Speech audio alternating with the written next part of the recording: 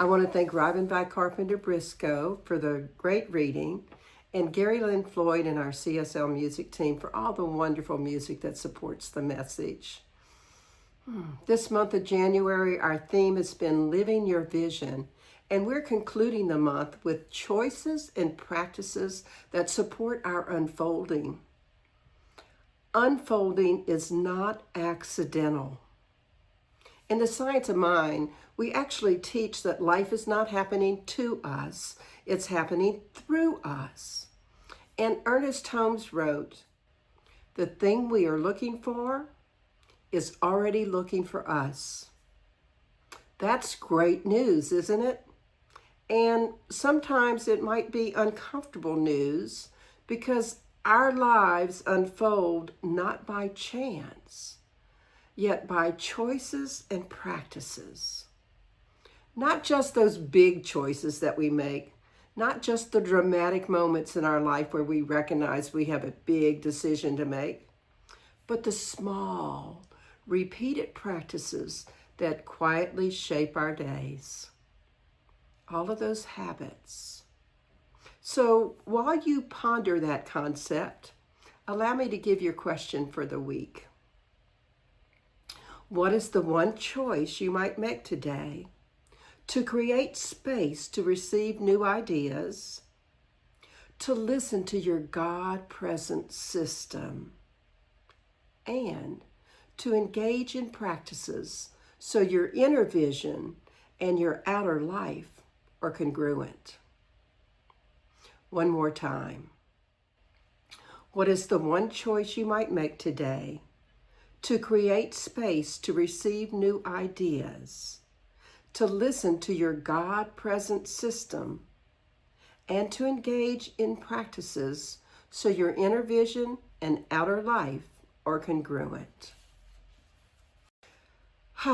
So today, we are exploring being receptive to new ideas that create space in our lives and learning to listen to our God-present system, that spiritual GPS, that divine guidance system that lives within each of us, and engaging in practices so that our inner vision of how our life might be and our outer vision are in total alignment. It's not about perfection. It's about alignment. It's about cooperating with life. In the Science of Mind, we teach that life is governed by law, a neutral, creative law that responds to the nature of our own consciousness. Our unfolding is not random. It is lawful. It responds to the choices we make and the practices we keep. So that's why this topic today is so important. It's not about self-improvement. It's about self-expression. Our unfolding is about recognizing that receptivity is an active practice. In the Science of Mind, we understand that mind is infinite and ideas are always available. The question is not whether inspiration exists. The question is whether we've made room for it. Lao Tzu teaches us the usefulness of a pot comes from its emptiness. It's extremely difficult to use a pot that's already full or is in use for something else. We have to create space to make room for that inspiration to come through. And A Course in Miracles encourages us, I will step back and let him lead the way. I will step back and let him lead the way. Stepping back is not being passive, nor is it disengagement. It's intentional spaciousness, spiritual availability, and letting spirit lead the way. Because Lao Tzu also taught us to attain knowledge, add things every day. To attain wisdom, remove things every day. Now that's something to think about. We have to make space. Many of us are spiritually overcrowded. Our lives are full, but our souls, they may be tired. So let's look at a spiritual practice that I call creating sacred space. To create space, answer these questions. What am I saying yes to that no longer feeds my unfolding? Where is my life too full to receive something new? Where can I create white space in my day? And how would it feel to create intentional spaciousness? Sacred space requires practice. So how might you go about it? Well, think about how you might create that white space, that emptiness, for something to be able to come in and fill it with inspiration. Here's a couple possibilities. Take 5 minutes a day of silence. No phone, no music, no agenda, just perfect silence. Or, before bed, ask yourself this question: what wants to emerge tomorrow? The things that we think about right before we go to bed, our mind works on during the night. So there was this woman called Kathy who kept a vision board filled with the images of peace and creativity and freedom. But her life was frantic, overbooked, and exhausting. One day she realized, my vision isn't failing, my practices are. So she made one small change. She stopped saying yes automatically. She created a morning ritual of silence, and she chose one joyful activity each week that was non-negotiable. She was going to make it happen. You know, nothing dramatic happened overnight, but 6 months later, she looked around and she thought, this looks like the life I've been imagining. Wow. You know, her unfolding didn't come from working harder or wishing harder. It came from choosing differently. And we can be like Kathy. We can choose differently. The creative medium that we talk about in Science of Mind responds instantly to the impressions we give it.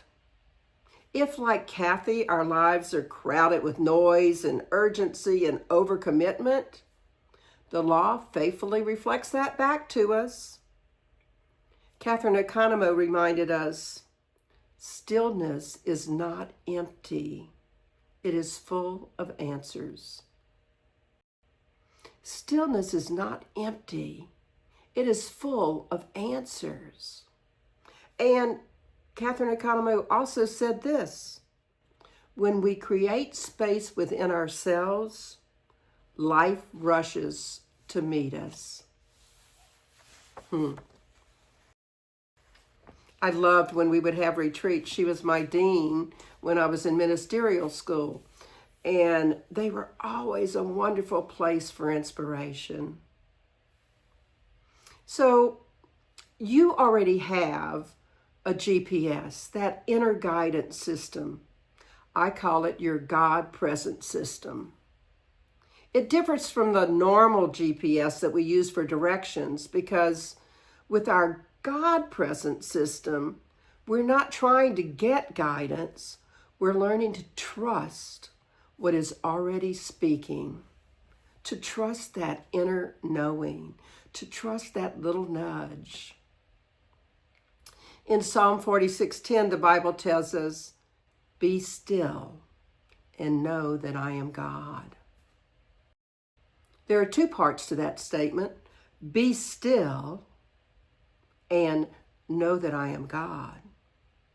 That knowing is not intellectual. It's intuitive.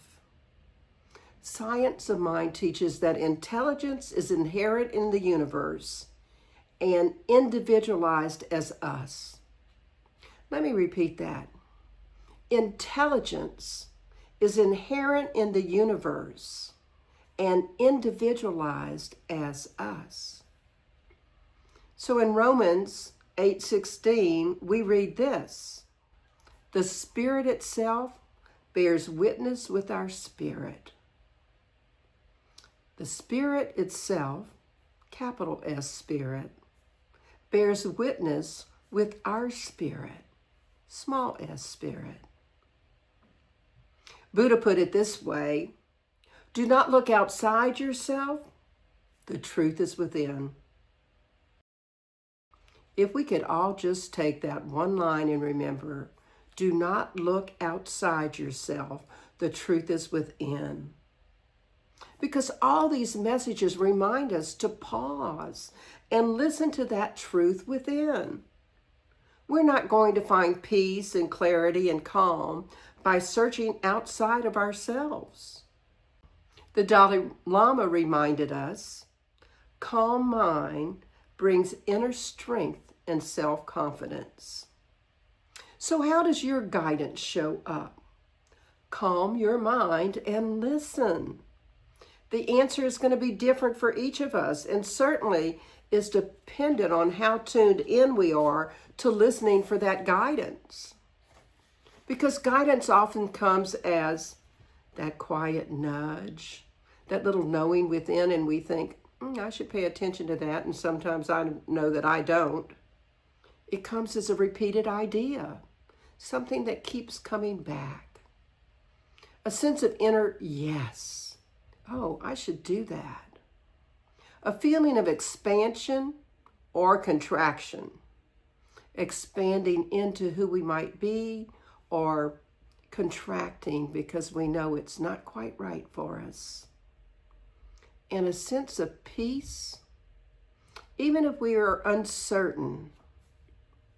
I mentioned last week that Ernest Holmes wrote, there is a power in the universe greater than we are, and we can use it. I love that. I love that I know that there is a power in the universe that I can use. And we use it by listening, by paying attention to those inner nudges. So let's take a look at another spiritual practice that helps us to get tuned in. I call it the inner compass check. Before making a decision, ask these questions. Does this choice expand me or contract me? Does this choice align with love or fear? Does this choice bring peace or pressure? And does this choice bring me alive or merely keep me busy? I remember saying to someone at one point, I asked God for guidance and then immediately interrupted with my own plan. We have to get out of our own way. Honestly, that's most of us. We ask for guidance and then we say, and I'd like it to be this way. I'll just say that I'm getting better about truly letting go and listening.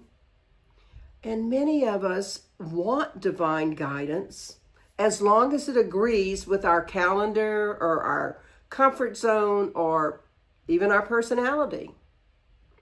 And while that might seem like what we are doing, let's be gentle with ourselves today and just curious. The Dalai Lama teaches us, when you are calm, you can see clearly.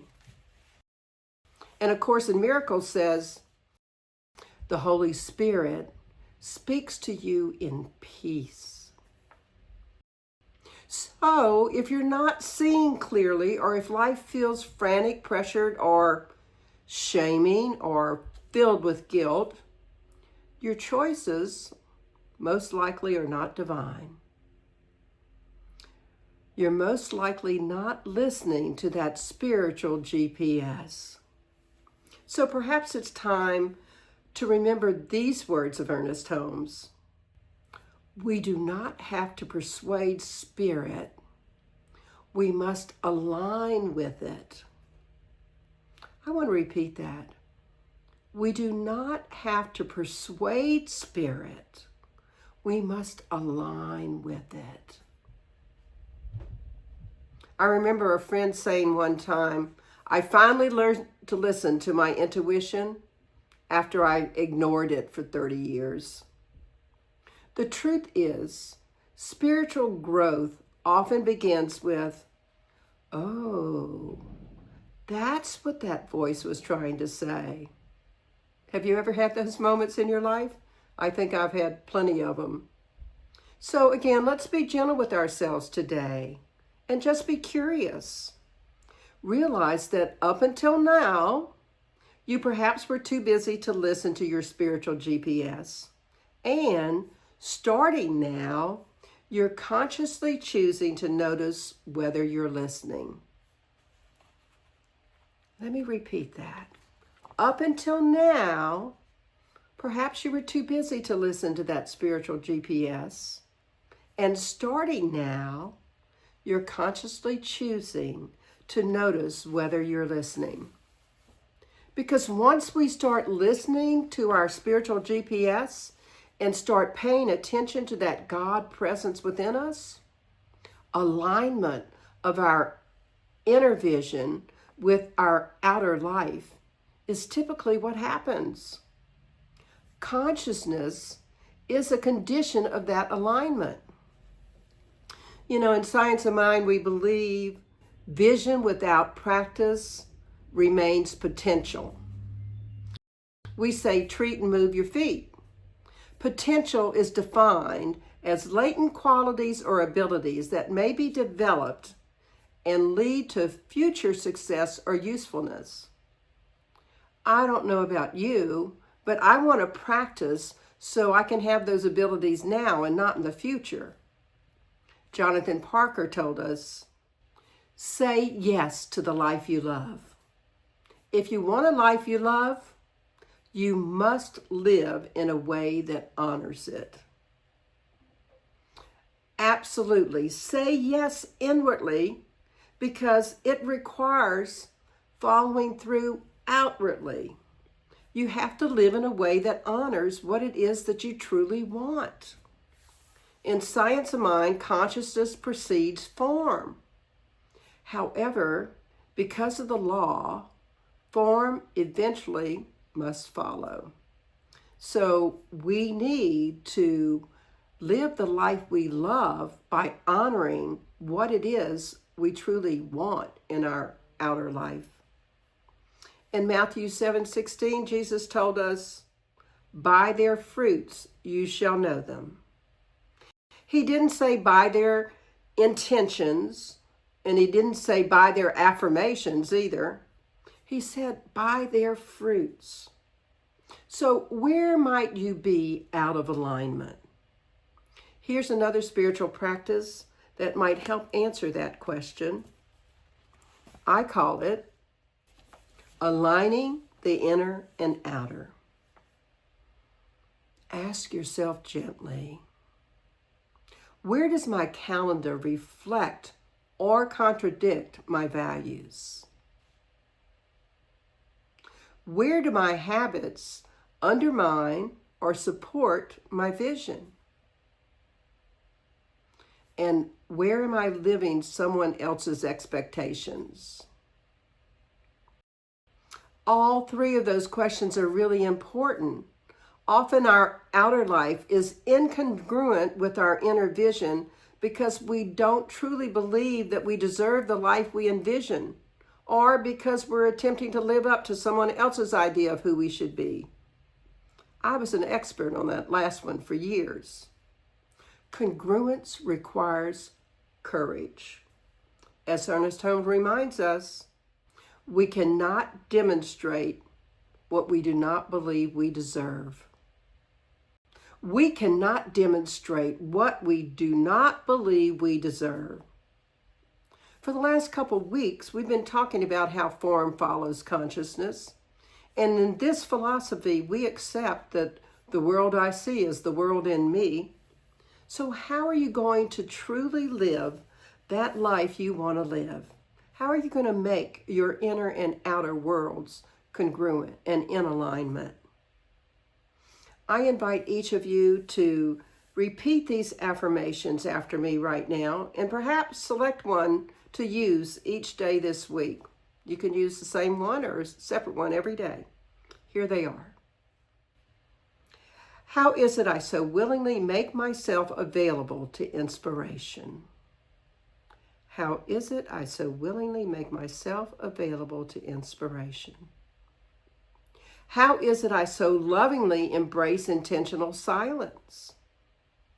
How is it I so lovingly embrace intentional silence? How is it I so easily align my inner vision with my outer life? How is it I so easily align my inner vision with my outer life? How is it I so consciously listen deeply to divine wisdom within? How is it I so consciously listen deeply to divine wisdom within? How is it I so joyfully trust my unfolding, saying yes to a life I love? How is it I so joyfully trust my unfolding, saying yes to a life I love? So this week, remember to notice where life is inviting you into and be open to receiving inspiration from your spiritual God presence system.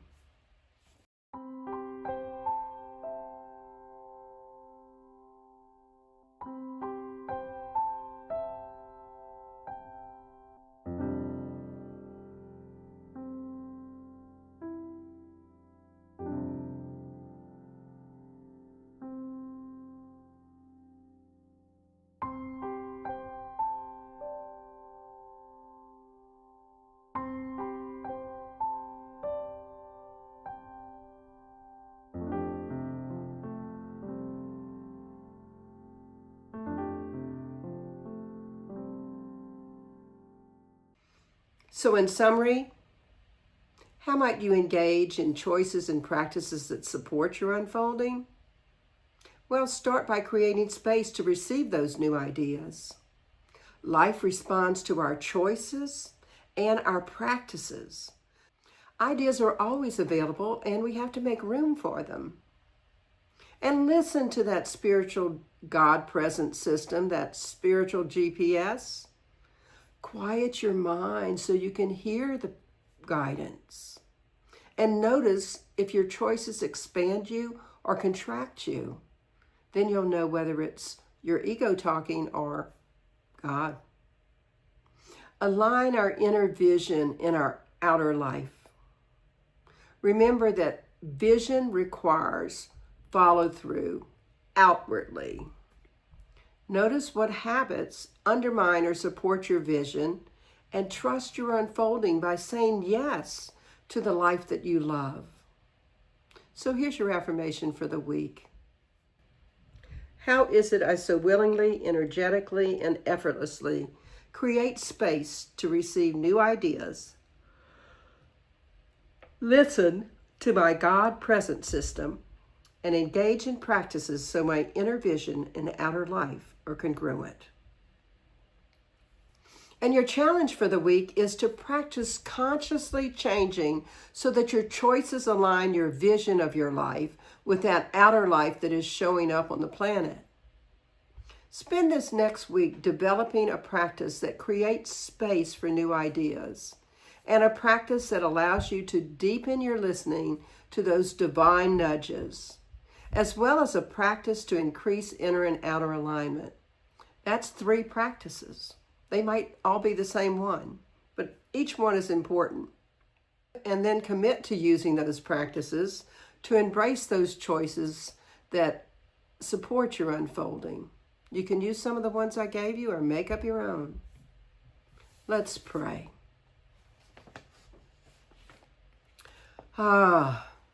Infinite presence. I know that there is one life, one presence, one infinite intelligence, and that I am part of that sacred expression of that one life. I know that each of us heard something today that reminds us to make choices that support who we are and that align our vision with our outer life. I know that we are inspired to remember to make those choices and to create practices that help us envision our future with love and joy. I know there is a wisdom within each of us that knows the way and a love that longs to express fully as our lives. I know we each choose practices, not perfection, alignment, not anxiety, and we trust in the perfect unfoldment as we make space and become willing to listen as well as live the truth of who we are. I give thanks for each of us in this unfolding, becoming our best self and saying yes to that wonderful life that is expressing as each of us and still seeking to express as each of us. I see each of us being the embodiment of divine love, a love that guides our steps with wisdom, that fills our days with gentleness and vision. And I see each of us rooted in peace and lifted by love. Choosing today to live in divine alignment with the truth of our being, knowing all that we are and all that we might become is love. So may the tapestry of our lives continue to unfold in beauty, purpose, and love. I'm grateful for each person who chose to spend time with us today. Grateful we can go forth with joy and courage and an open heart and embrace those practices that support our complete and loving unfoldment. And it's with great gratitude and love and bliss and blessings that I release this word into the law, into that divine yes, knowing that it's done, completed, fulfilled. So I can say amen, and we can affirm it together. And so it is. And again, I'm so grateful to everyone that supports our community. It's helping us to make ourselves known, to spread this philosophy, to be a presence on this planet of love and joy and peace and ease. So thank each of you who is contributing. Enjoy our offertory song.